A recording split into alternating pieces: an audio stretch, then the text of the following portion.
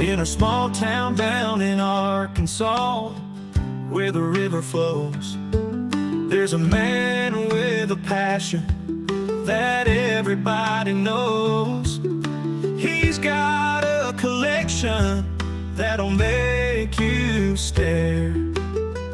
Vintage pocket knives laid with tender care. Howdy, howdy everybody. Welcome once again to HT's EDC, and once again, me and Miss Abby. We getting you all in frame there, girl? Me and Miss Abby are out on the front porch, and we are going to bring you guys another one. It is about 6:15 here in the Stone. Still pitch black out there, and Miss Abby thinks she sees something out there in the front yard in the pitch black, because she's doing a little guard duty here. What do you see, girl? Huh? Go get it. And she's off. Don't know what it is out there, but she spotted her something out there in the abyss in the dark this morning. But anyway, we're gonna get at it this morning, and we got one here today that well, before I get into that, gotta do a what you toting today, of course.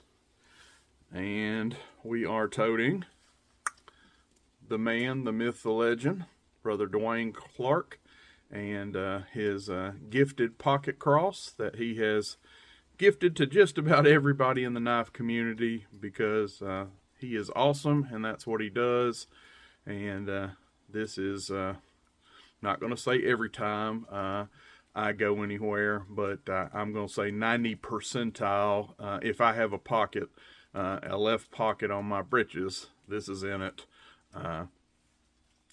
The Holy Land pocket cross, just awesome. So that is in my left breeches pant pocket this morning. In the back pocket, you guys have seen this before, the old Open Sea leather 2.0 leather wallet. I don't know if I've ever opened this up, but has a nice flap in there for your cards, and this little flap right here just folds in nice and super thin, and love this thing. Got that this was a birthday present back in August, and it is teetering in, breaking in really nicely. Loving this thing. So that is in the back pocket. And in the front right pocket this morning, no sheath, just straight up old school pocket carrying it, is my new lumberjack, my old timer 858. And this is a Stockman. I'm not going to open all the blades, but we'll open up the old main blade there on this guy. And got the nice long pull nail nick on that main blade. And of course you got your spay and your sheep's foot. But this is a big 4. Actually, they say 4.5. I got it as like 4.6 inch closed. Big, humongous, biggin, HT biggin of a Stockman, and we are absolutely, look how broad that is, look how thick that is across the back. We are loving this biggin, and hey, this biggin here is just toting it in his front pocket. So old biggin is toting him a biggin today in the front pocket carry. Got the coffee out here with the lid off right now. She's still smoking. I don't know if y'all can see that, but hoping to partake of that here shortly. Letting that cool down just a bit. Just brewed that up. And I think we're going to call this video Coffee and a Cleanup. So this is going to serve as my part 1 video of a cleanup of a knife that I got from my dear buddy here in the Stone, my hunting partner, my deer lease partner, who hopefully he's out there living his best life.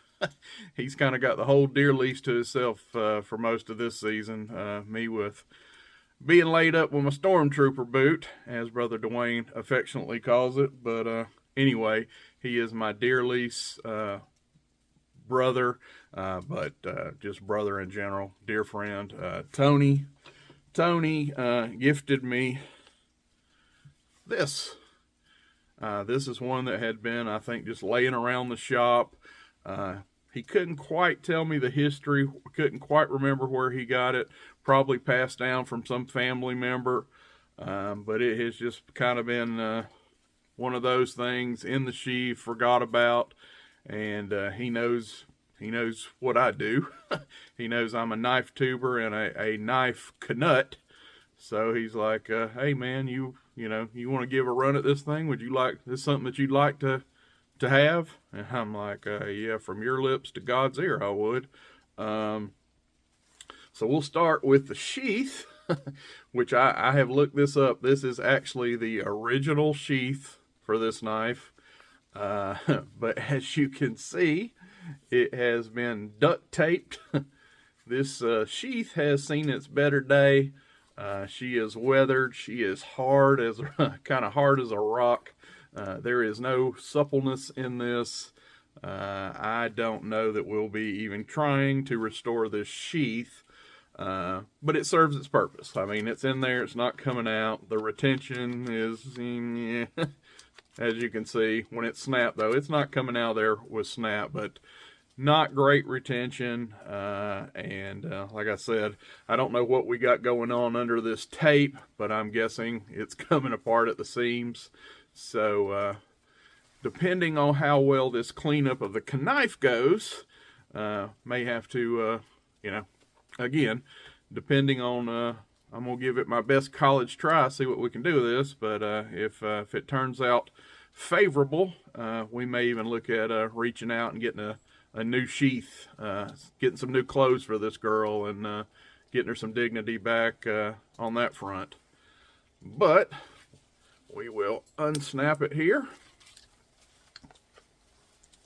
And as Miss Abby makes her way back up there, are we good and safe now, or everything's good in the world? We gonna make it, huh? We all good?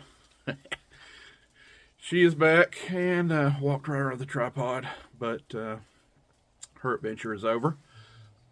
But this is what we're going to be talking about this morning. And this, see if we can, I don't know. I'm out here and it is pitch black. If we can get that to focus on this tang stamp. But right up here is what we're looking at. And are we going to get that to focus? Anyway, don't know if that did for y'all. But this says Schrade, and then underneath it says USA 165. And this is a knife that I have heard it called the Woodsman, and I've heard it called the Deer Hunter. Not sure which iteration is the oldest. I want to say, and you Schrade boys are probably going to tear me up, but I think this was first called the Deer Slayer, or Deer Hunter, excuse me, the 165 OT Deer Hunter, and then it went away for a while, and I think they brought it back, and I think now they're calling it now I forgot, Outdoorsman, or it's the 165 OT. Scrap all that. I don't know, but I know at one time it was called the Deer Hunter. And I think it's changed names, like it went away and then they brought it back again. And anyway, it's the 165 OT. And there is where we get the OT, right here on the old tang, well, that ain't tang, handle, the handle shield. We have Old Timer, and we have 3 big rivets there. Corby bolts, is that what they're called? I don't know all the technical names for these handles, but 3 big pins holding this guy all together. And as you can see, Grandpa Teener in full effect, it is a full tang. So check out this stock. Very thick, very beefy, And yeah, that goes all the way to the end there, full tang. We have Delrin, very dry, very dirty, dry Delrin right now.